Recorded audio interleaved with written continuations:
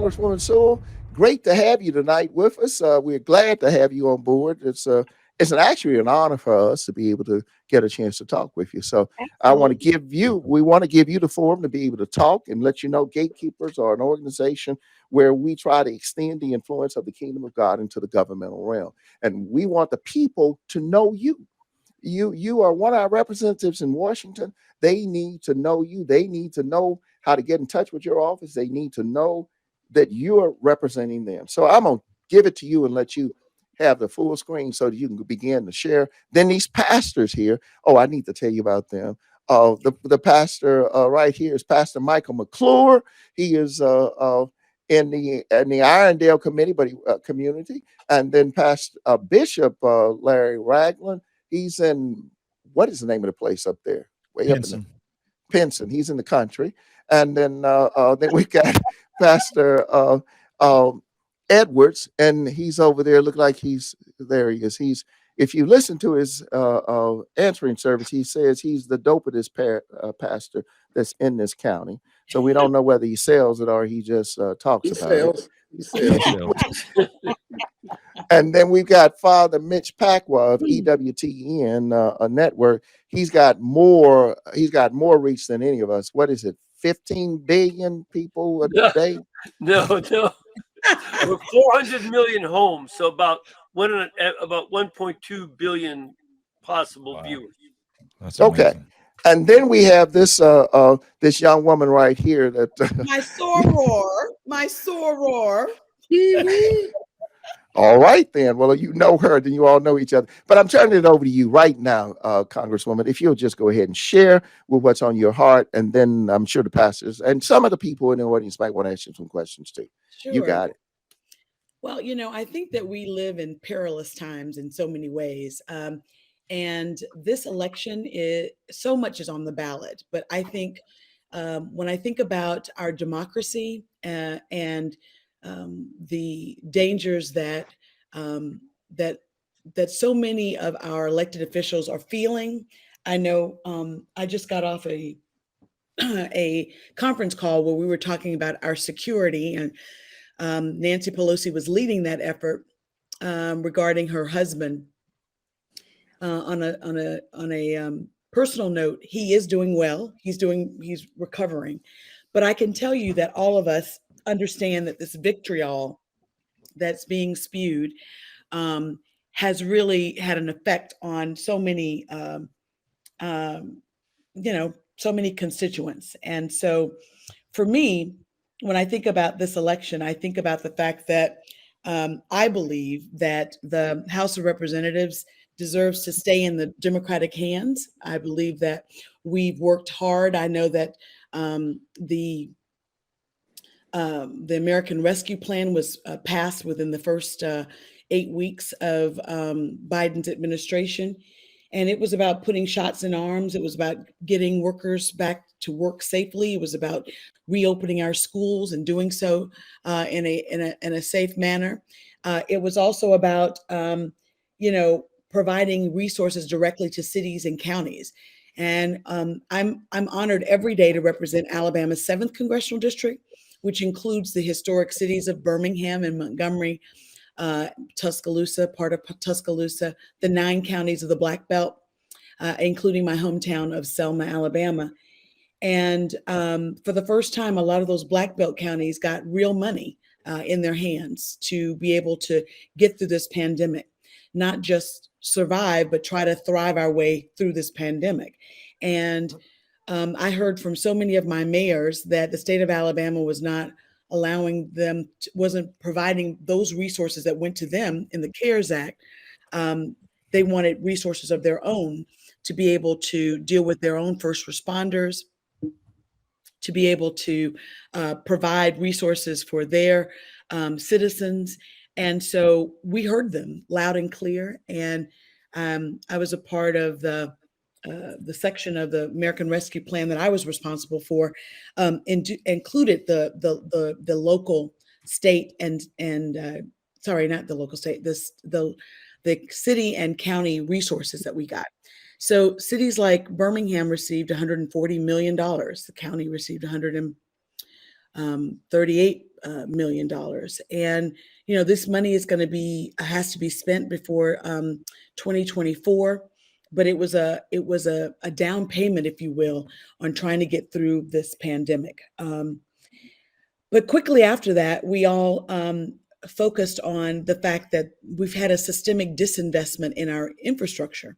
And so the bill that passed after that was the bipartisan infrastructure bill, which not only gave the state of Alabama over the next 5 years $5.2 billion for roads and bridges, but also included $100 million for broadband. I think all of us saw how our children, the inequity in our education, such that many of our children could not do their homework without going to a McDonald's to try to get some Wi-Fi or the like. And so broadband and being able to address those concerns were being addressed in the bipartisan infrastructure bill. I was also very pleased to be able to put money for water and sewer. When I think about the Black Belt, especially Lowndes County and Wilcox County, there are serious concerns about basic sanitary conditions. And in this great country of ours, none of us should have to worry when we flush the toilet whether that waste is going into our ground and our streams and not being properly sanitized.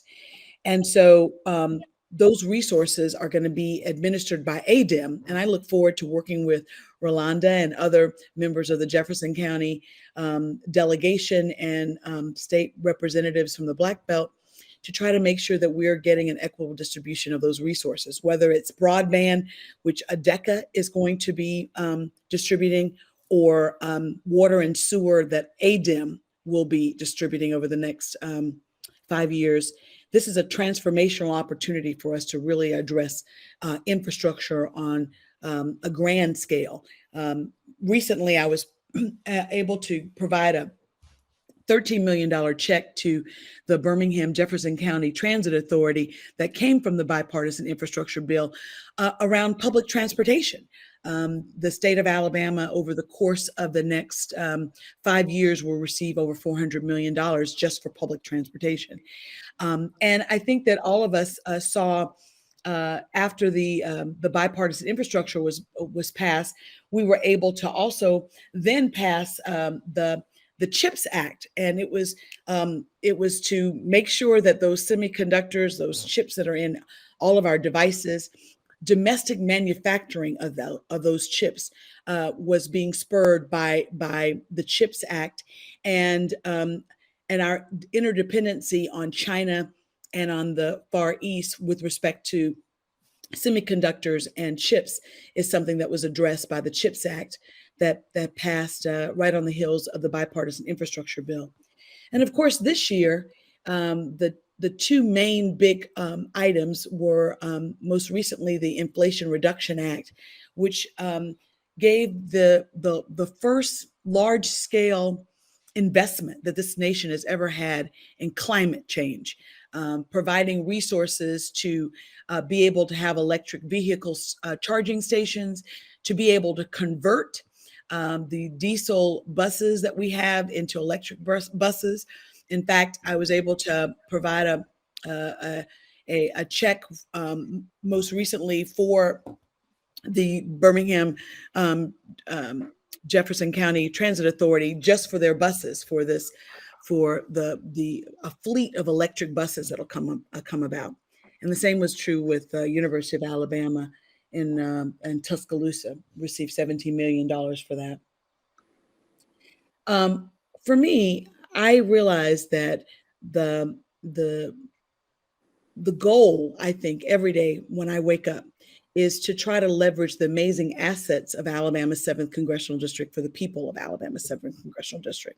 When we think about Birmingham being the epicenter for the Alabama's banking, and with UAB and University of Alabama health systems, UAB's health systems being a regional health hub.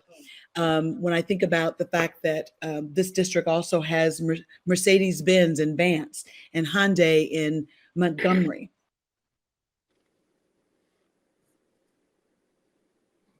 Okay, Congresswoman. Looks like we lost her for a minute there. Um, so we'll give maybe she'll connect back up in a minute. We're getting a lot Bishop, of good a information. statement from Darius Williams. Um, yeah, which one are you talking about from Darius? Republican? He Which? said, honestly, Bishop, I would like to see you have a conversation with the candidate by yourself, because what I witnessed tonight was despicable. Judgment was already passed. By whom? And what does that mean? And I'm what does not that sure. mean? Well, he can comment on that a little bit more while we're trying to figure out what's going on with the Congresswoman, because I We need definitely more broadband. that's probably what we need. Yeah, because we don't know where she is at this point, but yeah, I hope she'll get back in because she was putting out some very good information. That Oh, man, I was really enjoying that. I'm sorry, what was that? I was really enjoying it. She was laying it down. Yeah. Yeah, we do need to hear that. And I do want to. I think we got questions that need to come to her shortly after. So I'm going to. I would like to know what's going to happen with public transportation after getting that amount of money. What are we about to get here? That could be great. Well, did we not hear? I heard her say something to the effect that money has been sent, but some of it has not gotten to the counties and cities that has been provided that the Fed sent. I'd like to hear a little more about that. I think everybody else did. Am I the only one that heard that? I heard I something heard along those I heard terms. that, yeah. Might have reworded it just a bit. I don't know if Yeah. she said it didn't get down or. Well, those are things we need to investigate. She Go, told us Sister Rose. that the city and the county received. So and then she was going out what was supposed to happen with frozen. Mhm. Yeah, I'll try to reach back. You all carry on the discussion, and let's All right. see. Let's see. Mr. John Rogers, Representative Rogers said, thanks, Congresswoman, for helping me and providing a lot of grants to a lot of organizations. I wonder why the pastors have not made any requests. Thanks. Well, what requests are out there that we Okay. could make, Mr. Rogers? And I'd like to know that too. I don't know that we can ask for money, but okay. All right.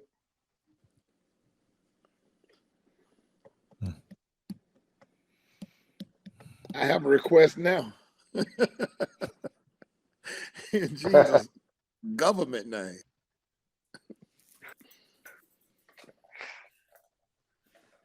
I would like to ask Mr. Williams, what Bishop, Page, you need to bring up. She's not there. She is. She's back there now. I see. Okay. Thank you. We've got her right now. All right. We're going to bring her right back in right now. Okay. There we go. Thank you, All right, Congresswoman. thank you. We're sorry. We'll be getting great No, information. that's okay. So let me just back up. You know, the CARES Act was the first piece of legislation that came out after the 2020 COVID-19 pandemic first hit. And those resources went directly to the state of Alabama, received a lot of money. The hospitals got lots of money. The nursing homes got lots of money. And what we were hearing is that the money that came from the states was not being given to the counties and the cities. So when the Biden-Harris administration came in, the very first piece of legislation that they passed was the American Rescue Plan. And the American Rescue Plan had transformational money that went directly to cities and counties, as well as the state of Alabama, as well as K through 12, Alabama's superintendent of schools and the school systems received hundreds of millions of dollars through the American Rescue Plan. But what was really... I want to ask you a question there, because we were asking that while you were out. I thought I heard you say that some monies were distributed, but weren't getting to the counties and the cities. Did I hear that correctly? You did. That was the money from CARES Act. And that was the first piece of legislation that was passed under Trump's last year in office. That money, the bulk of that money went straight to the state of Alabama in a block grant. And many of our cities and counties, I know the ones in the Black Belt, never really could compete for the resources from the state in order for them to trickle down to them. So one of the things that a lot of the mayors who came to me said, if there's going to be another round of money coming from the federal government, let's make sure that that next round of money also includes direct money for cities, counties, and towns. Even the small town of Orville, Alabama, received $40,000. So what I'm saying is that the CARES Act gave money block grant to the states. Then came along the next piece of legislation, which is the American Rescue Plan, which was the first bill that passed under the Biden-Harris administration. And there we tried to address directly some of the concerns that the first piece of legislation didn't address. Can I be more direct on that? In other words, Sure. so we had it under, I'm going to say it bluntly, we had a Republican administration, and they gave the money to the states. And I'm just repeating what you said, and it didn't get down to the cities and the counties. It did not. Then when the Democrats got in, then you all made sure that the cities and the counties were able to get monies that were sent down. I got that summary right then. That's Okay, right. That's exactly right. So the city of Birmingham, for example, many of you may have gotten my annual report this year, big old check for $140 million I gave to Mayor Woodfin 2 years ago in April of 2021. That money came in 2 tranches. The city got half of it 1 year and got the other half the next year. And the same is true with the money that the county received. Jefferson County received some money. And I'm telling you this because this is transformational money, and we all need to be held accountable on what we do with those resources in terms of getting our communities through this pandemic. As we also saw, the state of Alabama use some of their money, $400 million to be exact, to actually build prisons. And I fought that tooth and nail, but the Department of the Treasury Department came back and said that because we had money and we allowed for states to be able to utilize those monies to cover lost revenue, the state of Alabama made a claim that but for this pandemic, it would have had $400 million to help build prisons. And under that auspices and with that direction, they said to the Treasury Department that they felt like they were within the guidelines, and the Treasury Department agreed. It's unfortunate because I know that we didn't pass with the intent that this money would be used by the state of Alabama to help build prisons. But that happened. Rolanda, you know that. Yeah. So I don't want to, I just think that at the end of the day, I believe that all of us are focused, and fully so, on inflation and the rising cost of prices. But I want you all to know that this administration, along with those of us on committees of jurisdiction, have encouraged the president, and the president has reached into our reserves. We've seen the price of gas go down by $1.25 since the summer. It's not where we want it to be. Clearly, inflation is the major concern that so many of my constituents talk to me about. But my constituents are also very concerned about the state of voting rights. I carry the seminal piece of legislation, the John Robert Lewis Voting Rights Advancement Act, that would fully restore the Voting Rights Act of 1965. And what we've seen is the Supreme Court, under the Shelby decision in 2013, gutted the pre-clearance provisions. And just recently, Alabama also gave us the redistricting case. Alabama, after the census, we were redistricted, and we have 7 House seats, 2 Senate seats. And of the 7 House seats, African Americans make up 27% of the population in Alabama, yet we only have 1 majority minority seat.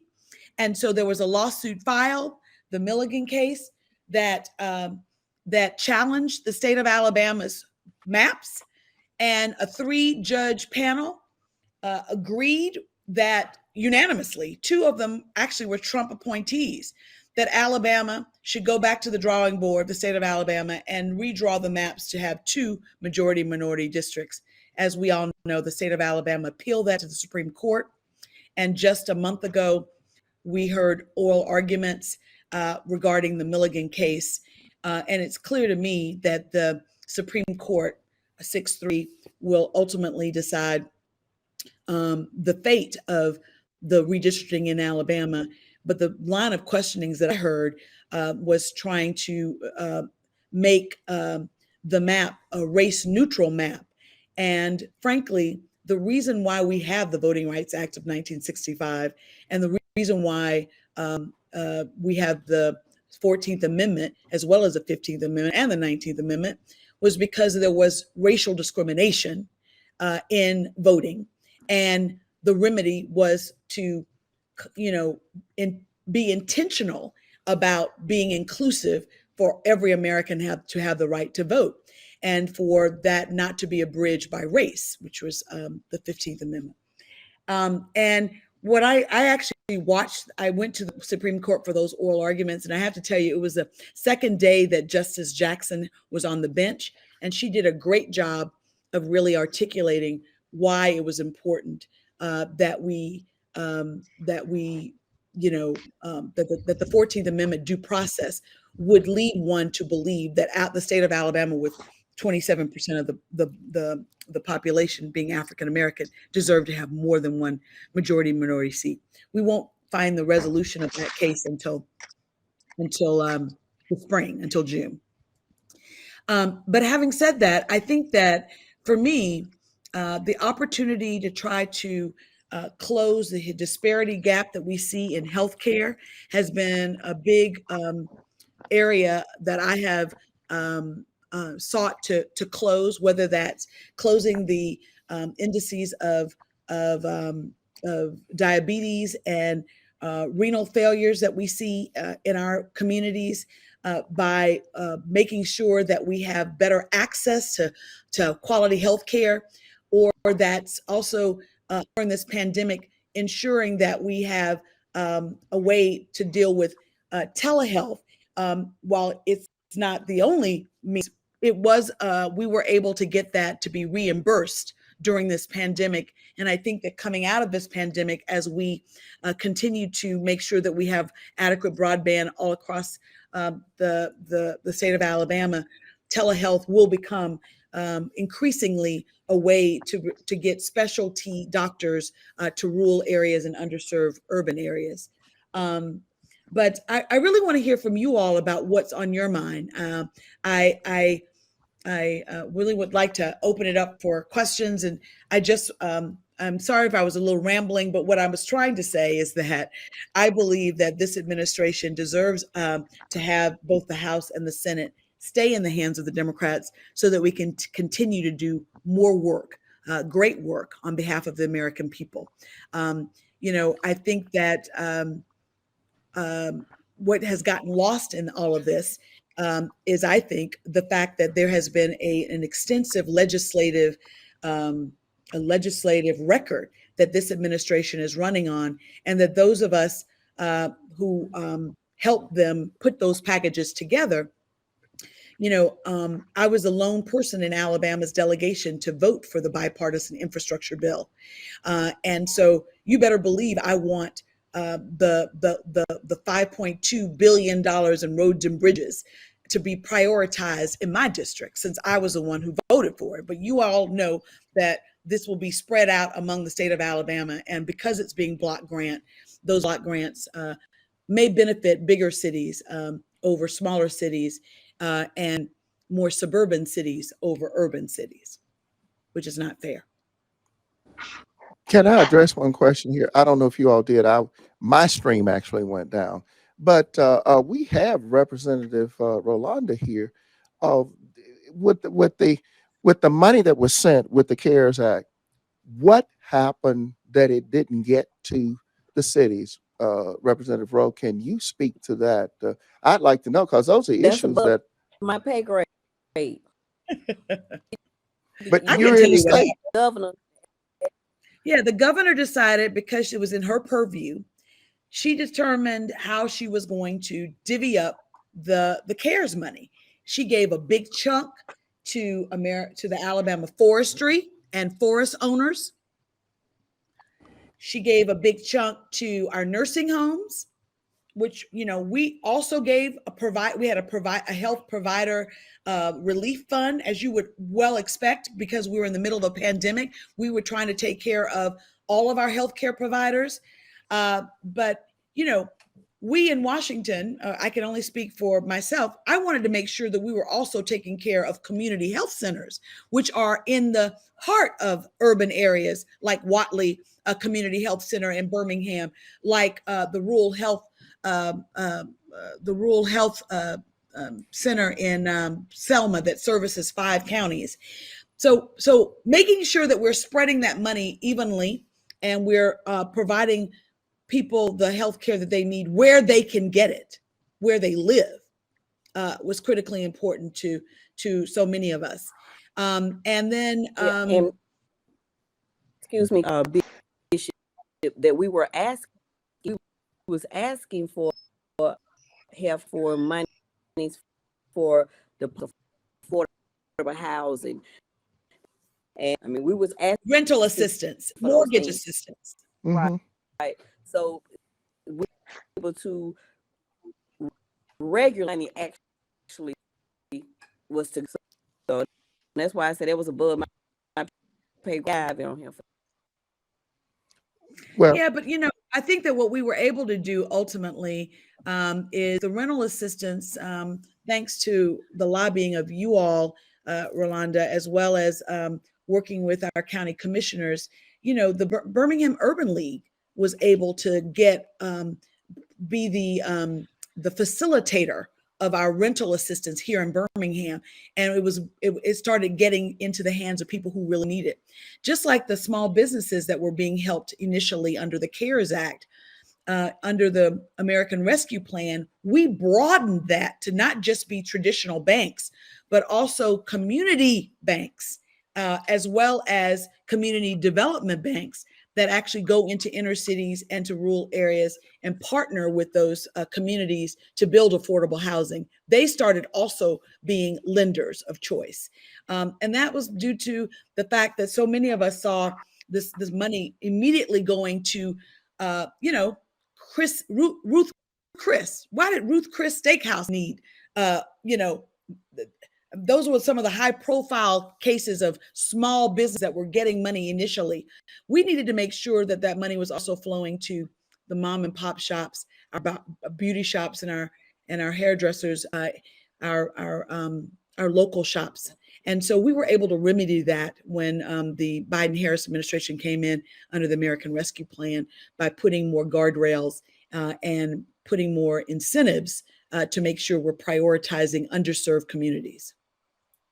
so I think, if I can cut to the chase, and I just kind of think sometimes I'm just a simple-minded person. I just see things a certain way. It sounds like that the Fed sent money to the states controlled by the forces that control the states didn't get it down to the people that need it, especially in the state of Alabama. Did I say that correctly? And You that did. they were. So we then remedied that by giving money directly to our cities and our counties and our state. And they're still spending that money.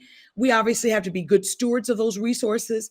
My office has, we have the guidelines on our website of how that money can be utilized by our cities and towns, and working with the League of Municipalities and others, and the county commissioners, Alabama County Commissioner Association. We've been able to help our counties and our cities utilize those resources to help the citizens that they represent. Glad to hear that. Some of the other questions you all got, because I still got some other challenges that are being spoken here. Okay. Now, I also just want to point out the fact that I every year lead the effort in Congress for historic preservation dollars for civil rights sites. And I'm very proud of the fact that we've been able to receive a large share of that money in Alabama. most recently, St. Paul's AME, St. Paul's United so Methodist Church received $500,000. The Tabernacle Church in Selma received $500,000. 16th Street Baptist Church for the third time received $500,000. And these are resources that so many of our churches that are that held mass meetings and were part of the civil rights movement. We have such a rich history in our district. I just want to make sure that people understand that they need to set up a foundation. The church itself can't apply, but the historic foundation of that church can apply for resources, and that those resources are there. The other thing that I'm really proud of is that 2 years ago, Jim Clyburn and I were able to create another pot of money for historic preservation of civil rights sites on the campuses of HBCUs. And so most recently, Miles College received $500,000. And I presented 2 checks during the Magic City Classic for Alabama A&M and Alabama State to both receive $500,000. That's a maximum grant that was allowed. And the fact that we're able to renovate Trenham Hall on the campus of Alabama State University, the beautiful library at Alabama A&M, and Miles College is renovating Williams Hall. Those are ways that we can get money directly to our HBCUs, and they're in turn helping to deal with the deferred maintenance that so many of our aging universities have. Right. Okay. All right. So now something about Lowndes County. I saw on 60 Minutes, the first of this year, about, and I know you know something about it. And here we are talking about money not being given to people that have the need. And I think you all finally got some money down there. I hear where the septic, the sewers just that's down there. And it just breaks my heart to see that type of thing. So has money finally been given to help these people? But I did hear also that this is the thing that I hear a lot about, is that money is sent, but it's being skimmed off by certain organizations or special interests. Just like when I hear that money was sent to this state, and then I'm going to look at the representatives. We got John Rogers is here, and Rolanda Hollis is here to speak to the fact why it doesn't get down to the people. You guys are supposed to serve the people. And yet, when you see problems like this, somebody needs to call it out. But as a person, like I said, I'm real simple. I think somebody's on the take, and you take it before the people get it. I'm just being honest. Now, Well, go. I wanted to address that. My roots are deep in Lowndes County. My mom grew up in Lowndes County. My Big Daddy and Big Mom and all of my ancestors are buried in Lowndes County at Beulah Primitive Baptist Church, where my uncle is a pastor. And I've taken seriously the need to upgrade the sewer systems in Lowndes County and to provide better sewer and water, frankly, systems to Lowndes County. Let me just describe the problem. The problem is that many there's a city of Hayneville water and sewer line, and then there's a county water and sewer line. Some people have inherited property that was sharecropped that's not connected to either, and that may be 5 miles or 7 miles away from the county water and sewer line. And so those folks need septic tanks, and figuring out ways that we can deliver decentralized water systems and septic systems for clusters of people who may not be anywhere within a reasonable mile radius of a water and sewer line is the challenge. And, USDA has been an amazing partner. And I have to say, it was the Biden-Harris administration that appointed the first African-American state director of rural development, Nivary Gordon, who's from Wilcox County.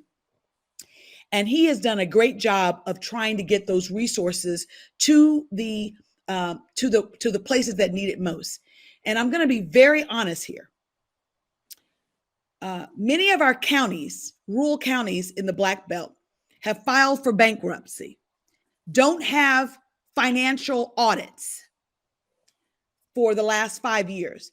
And the federal government will not give them resources and shouldn't if they haven't been good stewards of those resources.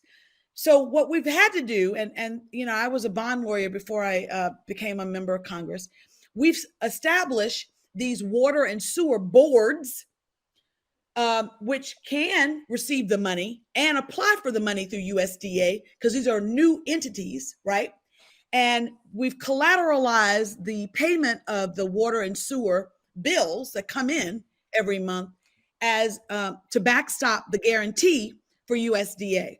All of this takes time, but I'm happy to report that we got $700,000 in the 2021 budget for Lowndes County, $700,000. And this year's appropriation, with the help of Shelby, I think we're going to get double that for Lowndes County in year 2023. So finding a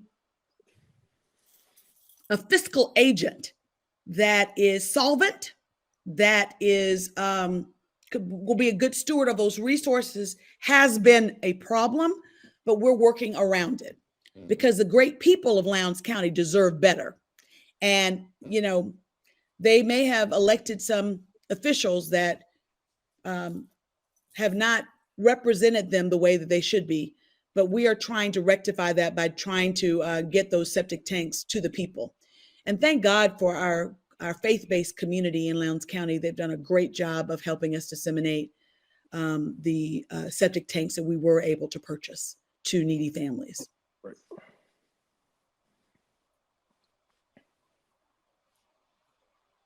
Your mic is off, Bishop. I like the way you said that, Congresswoman. They have elected certain officials that did not do what they were supposed to do. This is the reason why people need to vote intelligently to make sure we get the right people in there. I've tried to tell people that we are being messed over by a lot of the folk that's right in the middle. They're taking their take and it's not getting to the people. And that's not the way it should be. But we need to vote. Let's see. Anybody else want to jump in here? Because I'm concerned about more things. More? Okay, I don't want to hog the show on the whole thing. But now, there's another thing. We've spent a lot of money. And we spent a lot of money. Somebody want to say something? Rolanda. Okay. I just, Congress Lady Terri and Sarah, thank you. Do being there when we call you and we ask you to do things. How do you and that I appreciate. Thank you. I appreciate our partnership as well. We can only, you know, once the money comes to the state, being able to work with my state legislators and my state senators to try to make sure that we are all on the same page, prioritizing projects that need to be before ADECA and these Alabama agencies that really are controlling a lot of that money. So the water and sewer money that came out of the bipartisan infrastructure bill is being disseminated by the Alabama Department of Environmental Management, ADEM. And there were 60 projects that got approved by the state house, by the state legislature, that had that were 100% funded by the federal government with zero match needed. And of those 60, only 6 of the water sewer projects that were fully funded were in my district. Now, you know, I hit the roof on that one. And we are working with ADEM.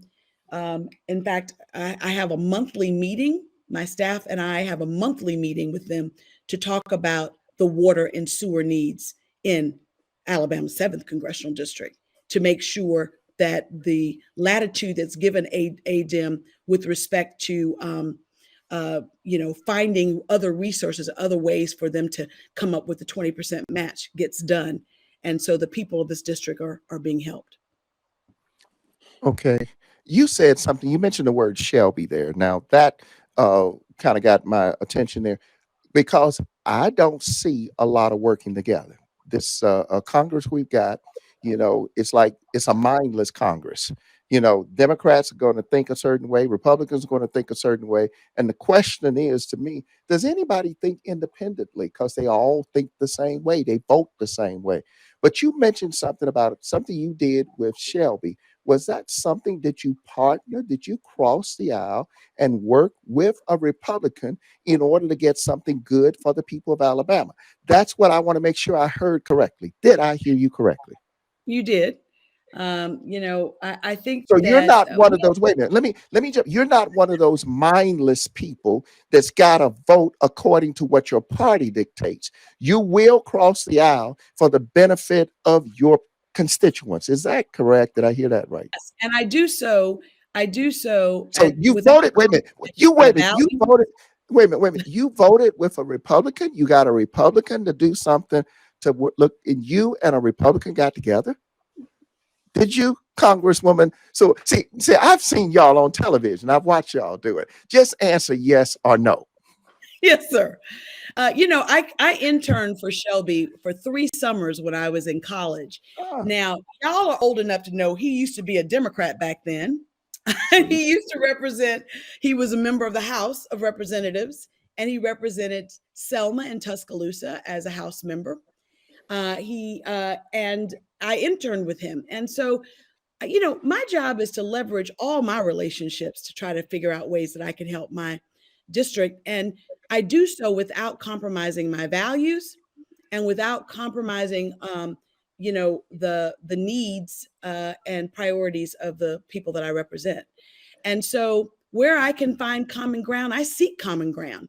And I frankly have been able to do that on rural issues because rural America, as writ large, has had problems with water and sewer. So if I can leverage working with a Republican who's on my committee from Tennessee or from Mississippi, I do that because we can find some common ground on that.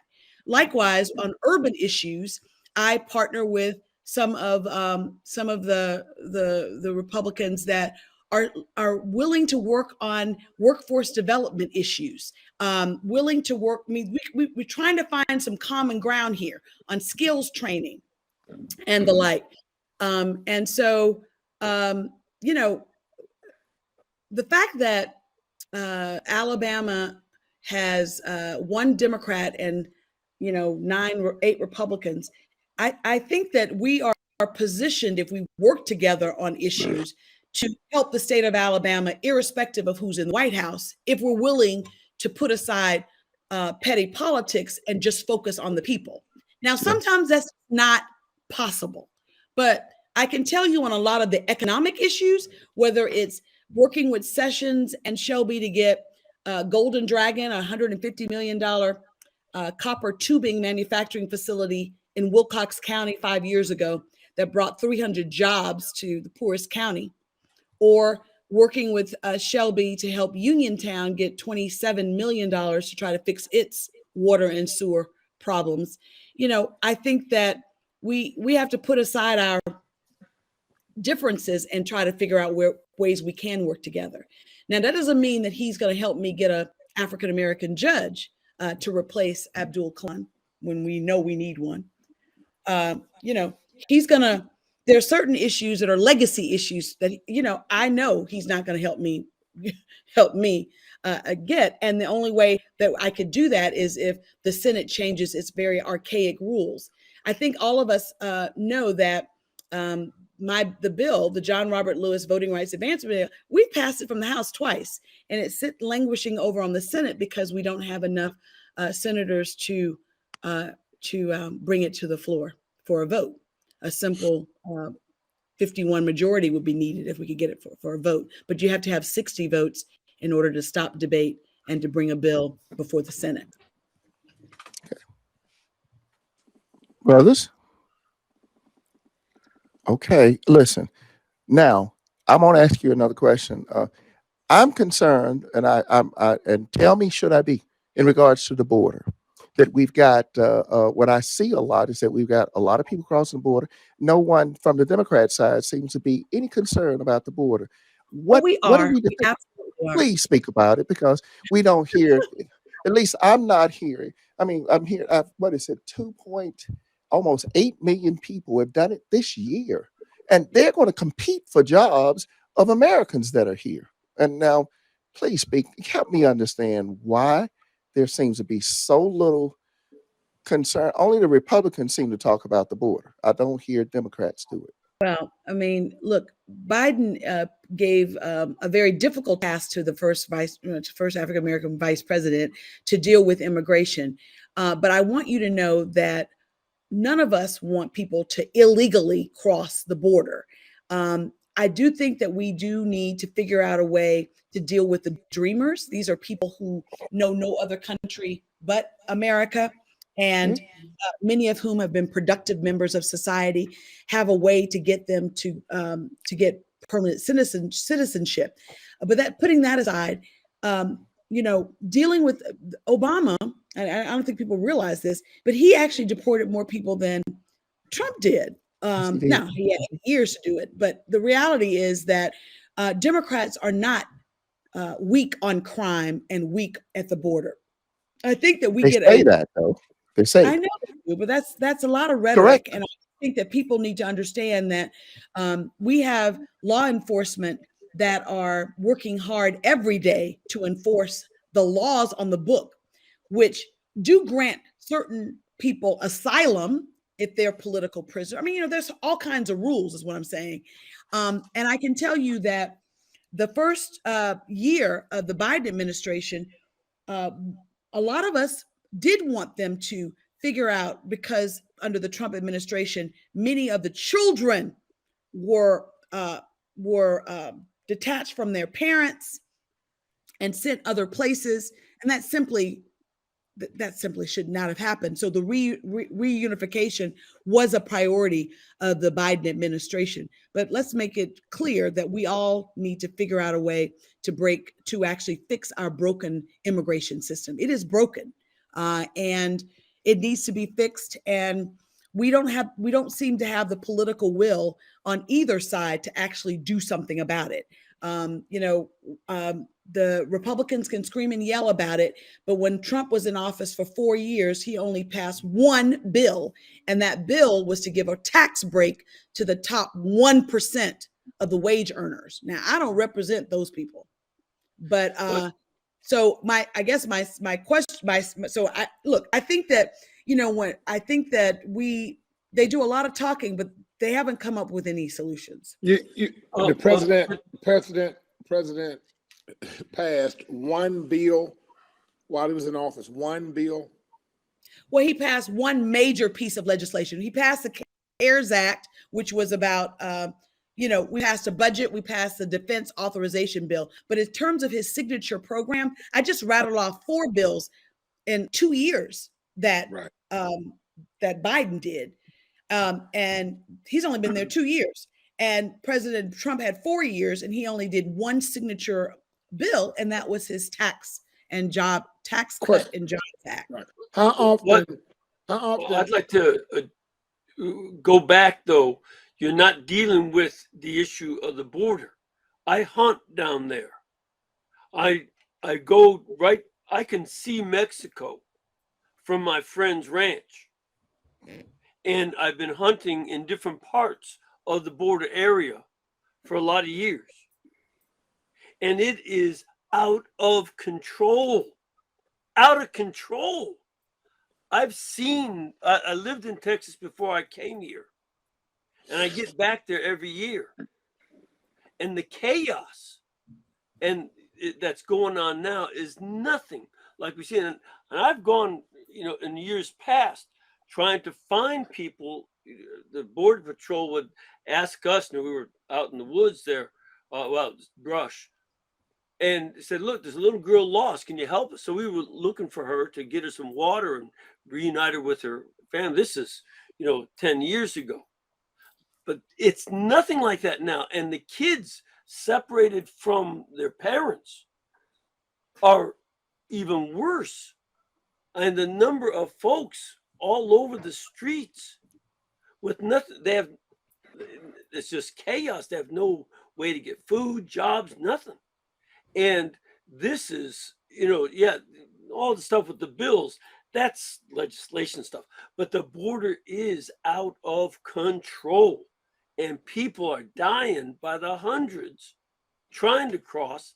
And then when they get here, there's nothing for them. So this is something that, you can't compare anything to Mr. Obama or Mr. Trump or anybody else. It has to be dealt with, at this situation, because it's so dangerous for everybody, especially for the immigrants. I agree, sir. The detention centers, the inability to hire enough custom and border control to be able to, have an orderly way in which people can be processed or actually deported is something that has been plaguing this country for years. And I don't know, I don't know when we as a country will get the political will to do the hard stuff about fixing it. Yeah. Well, let me ask a question. We just you all just passed a bill. I understand it. Correct me if I'm wrong, because this may be the rhetoric I hear. 87,000 IRS agents, and we could have hired border agents. Now, please correct that if that needs to be That's not corrected. true. That's Well, absolutely not true. That's a that's a Republican talking point, and that's absolutely not true. And let me just say, I sit on make Ways it and Means. clear. Are you saying it is absolutely not true that they were hired? No, what I'm saying is that that bill did not authorize the hiring of 734,000 IRS No, it's agents. 87,000. 87,000.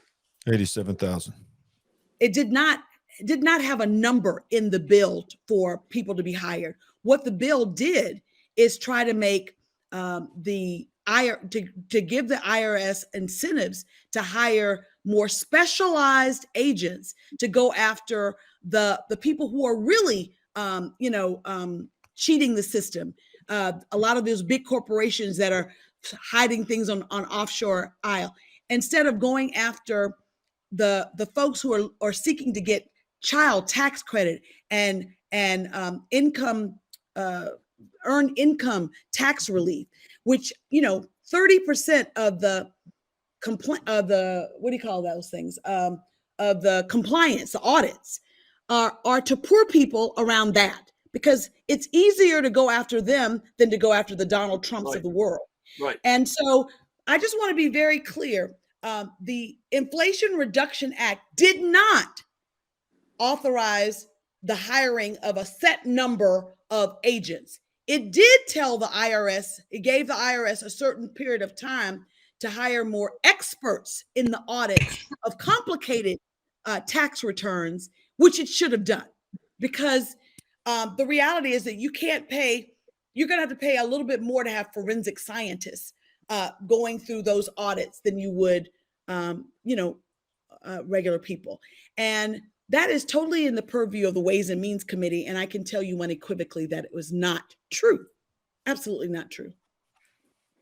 So I think I understand with my simple way of looking at it. It was not 87,000. It was for some agents, and they've just misrepresented the number of agents, but it was a bunch. So my question was, why didn't we put money in there for border agents then? Couldn't we have done that? Well, not in the Inflation Reduction Act. I mean, we need a comprehensive immigration bill to deal with immigration. This particular bill that went through Congress was trying to address the pricing, right?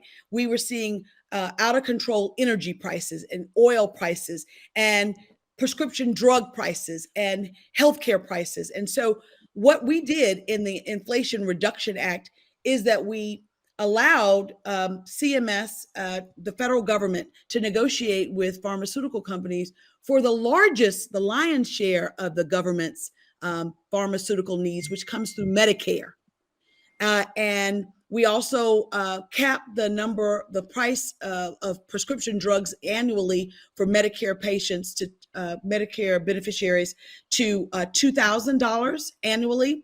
and we capped the price of insulin to $35 a vial, there's no reason why that this country pays literally 70 times more for insulin than some of the developing countries, some of the some of the industrialized countries like Canada and Mexico. And so, I agree with you that we need to address immigration, but we need to do so in a comprehensive way and not in a piecemeal way. And we need comprehensive immigration reform. And With I have respect, not with Democrats respect, and Republicans. Councilwoman, with respect, I don't think the question was about immigration. The question was about the border itself. What is being done about the border, not about the immigration of what happens when they get here. What is being done to secure the border? And I don't think you've addressed securing the that. border, securing the border will require us beefing up our enforcement, and that's Homeland Security that's responsible for it. And I can tell you that that the bills that go through Congress for appropriation of equipment and personnel for the border is there. I also know that we're woefully inadequate in having the kind of personnel that we need to deal with the border. But with all due respect, sir, everything that deals with the border and border control ultimately, and the processing of how things are done is immigration law. And I think that it's high time that we as a nation deal with immigration more broadly. Okay. Well, Congresswoman, I know we've extended your time here. We appreciate it. I'd like to ask that, if I really appreciate you being on with us. I think all the brothers do. I think there's a lot more that needs to be done. What we do as gatekeepers, we get together. We've had some tough discussions. We've discussed the abortion issue, which nothing has been said here tonight. We've got people that are for a woman's rights, no matter how long she wants to do it, even to birth, and just it's in the womb, kill the baby there. Then we have those that say you can't do this at all. We've discussed those in our meetings. We do it fairly. We do it openly with one another. I would like to ask if you would just to give us some time. At other times, you've been very good here. You're not, we're discussing, as you see, we're not yelling and screaming. We're just trying to get information. And you're a representative. We need communication. And I'd like to ask you if you would come back with us at some other time. And don't want to scare you away, but we do ask the hard, difficult questions. Mhm. That the gentleman that's right down in the middle, the priest that we have with us, we had a representative come in one time, and they were talking about why abortion need to be legal, that the mother needed to have some consideration to her financial losses she was going to have when having a child, and the mother need to have a choice. That priest right down there at the bottom was sitting up there listening, and I was telling, as the brother above him was saying, the priest was going through his rosary beads, and as the woman was talking about taking the life of the child, the beads started going like a machine gun all of a sudden. And then he stood up and said, when the person was speaking, said, and the mother needs a choice. And he stood up in one of our meetings and said, but that baby had no choice. And we had to try to calm the meeting down because, but we as gatekeepers, we respect one another and we don't condemn one another. Bishop, can I get one question in? Yeah, you get on in there because I'm going to always speak for what we need is to be able to communicate. Go, yeah, bro. Congresswoman Sewell, and wait a minute, did she say she'll come back with us? Let me make sure. Wait a minute. Yes, I did. Okay, Yes. all right. I want to make. Now, I just want you to make it perfectly clear. Go ahead, Pastor. Whenever I've had the opportunity to hear you speak, I've always enjoyed. I feel like you always give us just so much information, needed information. I appreciate it. You give it so freely. But can I ask a question? If you might know the state of concerning the state of our president. Okay. So, some of the rhetoric that I hear is that right now what we have, pretty much, lack of a better term, is basically a puppet in office. That's That absolutely not true. he's no Not true. longer really aware of what's happening. I'm told that his office is just a studio. And Mhm. what's the state of our president, in your opinion? His mental state, his ability So to head the nation. I actually think that he is in great shape, that I know that his mental faculties, when it comes to, he just came before the Congressional Black Caucus for our caucus weekend. And I am chair of the Congressional Black Caucus Foundation. So I had an opportunity to have a private meeting with him and our vice president. And I talked about a range of issues, all of which he was sharp and alert and was able to articulate, not only his position, but also anticipate the challenges and barriers on the opposite side of that conversation. I talked to him about the redistricting case that I just got through talking to you about. I talked to him about voting rights and how people back home are really quite concerned about the state of voting rights and what he was going to do about that. I also talked to him about the war in Ukraine and how we were dealing with that. And so that's in a span of 30 minutes to have 5 or 6 different topics and each one him be able to grasp. And I can only tell you what I know and what I saw. And no one was giving him notes. No one was, helping him. And, he came down to Troy, Alabama earlier this year, and I flew on the plane with him on that occasion. And, and we had lunch and dinner together. And is he older? Is he the oldest president we've had in office? I don't know if he's older than Reagan was when he left, but I take the point that he is older. But just like Nancy Pelosi runs circles, Rolanda, I know you like high heels too, but she be running circles around women half her age in the halls of Congress and not slowing down a bit at 82. So I guess what I'm saying to you is that I know that there's a lot of disinformation and misinformation, and I thank you for the opportunity to explain. For the opportunity to present to you my conversations with him, which have been frequent when you think about it. I mean, the Congressional Black Caucus was just 3 weeks ago, but at any rate, I think that I'm not sure if he's going to run again. I personally am a little more concerned about my vice president because she seems not to be out and about, and not sure why we're not utilizing her more. But that's my own personal frustration. I think we want to see her out there doing more. I would. So then it is your opinion that he's very cognizant of what's happening. Yeah, he's aware that he is control of his faculties, that he is agile. I've seen him running to catch Marine One. Didn't see him fumble. And yet I can tell you that I misstepped trying to climb up them steps myself, and I'm half his age. But I think that, those reports of him not being in control of his faculties is just not true. Gotcha. Thank you so much for that. Thank you.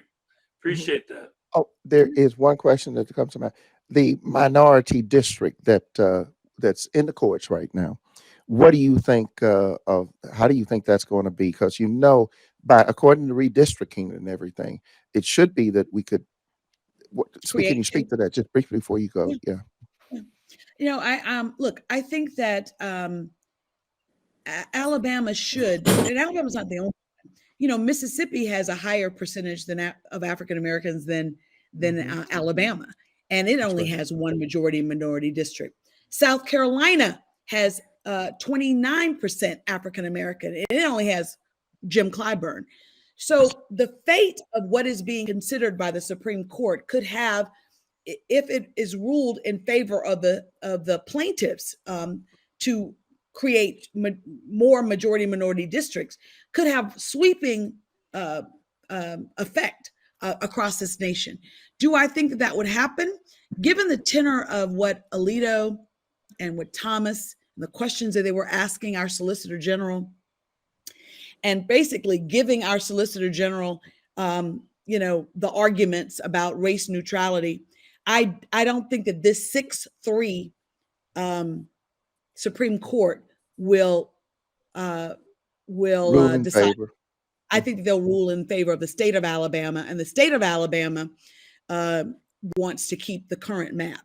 And so, but I unequivocally believe that we could create 2 majority-minority districts. Now, it would be a stretch because, and I love the Black Belt. I'm from the Black Belt. The only way to do that would be to break up the Black Belt. So right now, I have the biggest cluster of Black Belt counties. But what a small price to pay to have 2 majority-minority districts, and for me to have another, colleague that is on the same page that I am when it comes to fighting for equity and fighting for African Americans. All right. Well, I think that's pretty good. Now, so how we will ask questions, and so we appreciate you being willing to come back with us, and we look forward to do that. And please, we mean you no harm, but we just have questions, and because we are pastors, we read a Bible. You are indeed gatekeepers. Yeah, we read a Bible that tells the good, the bad, and the ugly. And David was one of the greatest kings, but he was an adulterer and a murderer. And we have to call it like it is. We call it as we see it. And I think there are some issues we didn't address tonight that I think some of the other brothers might want to deal with. But if we can, if you, and I think you can handle, you've done very well with it. I think you can handle some of these issues because people need to know what the truth is. And we want them to know the truth. So, well, I look forward to that. And thank you so much for your time tonight. I think thank we all you have so an much. opportunity to ask Appreciate the it. questions we had. I feel like everybody had an opportunity to ask any questions they may have had. And if they wanted to ask that question, they should have. Well, okay, we got it. I was cringing a little bit that sometimes somebody was going to ask a question, especially from the audience out here. We don't want to scare her away, but she'll understand how we are, and we are a diverse group. But one thing, Congresswoman, I think each one of these brothers here know the main difference is that our commission is to take care of the people of God, and that doesn't matter whether we're black or white, Republican, Democrat. As you see, we're diverse in that we've got all types of denominations a part of our group. We just don't care about the definitions that the world puts on people. The labels. We have Absolutely. to count. We got to count to God for it. So thank you. And if we can be of any service to you in kind of way, even if it's a matter sometime, if you need prayer on something, I do. I pray every night for discernment because there's so many people in my ear on so many different issues. And I ask that you all continue to pray for our elected officials, and know that there's so many of us that are truly public servants, like Ro and myself and John and the ones that you have on this call. I do believe that most of the people that I've met have said, at least a lot of them I've met, seem to be concerned about the people, and we pray for them, and we are there for them. So if we can be of any assistance to you, especially in seeking, because Ro has been on the floor down there at the house, and she's texted me. She's a bishop. What about such and such? Yeah. And she'll do that, and we talk about it. Sometimes Ro and I don't agree, and she's a member of my church, and her mouth gets poked out. I don't know if you've seen it, and she gets mad with me, and that mouth can run, and I know it, and we've seen it in the meetings. But we invite you to come back with us, and we're gonna pray for you. And in fact, right now, so Father, in the name of Jesus, I thank you for all that's happened tonight, for the candidate that we had on running for sheriff. I thank you also for Sheriff Petway, who was with us last week, and for Congresswoman Sewell, and for Legislative Hollis and Rogers. I pray for them. You told us to pray for our officials, our leaders, and we pray that we might be able to serve you in peace. So I pray, give them wisdom, give them insight. May your Holy Spirit be there to bring them under conviction when they do things that are not in line with your word. Convict them, Holy Spirit. Cause them to realize that there will be judgment for all of us, and that they will have to account for what they've done, just like we do as your servants. We have to account to you. They have to account to you, and everyone according to the work they've done. But now help us as gatekeepers to be more insightful, to be able to be there for our leaders, to pray, to stand alongside of them, to strengthen them, to undergird them so that they can do the work that they've been called to do and not be swayed to do things that are against you. Thank you for being with us tonight, Lord. Thank you for your spirit. In the name of Jesus, we pray for Congresswoman Sewell right now as she prepares to go back to Washington, the challenges that they will have to face with a new Congress that will be elected in just 7 days, or a Congress that will be the same. Give her wisdom to know how to deal and continue to work for the good of the people of the state of Alabama. In Jesus' name we pray right now. Amen. Any other brother want to say anything? And we're out of here. Thank you. Thank you all. Thank y'all. Appreciate it. All right. And we're Don't forget to vote on Tuesday. absolutely.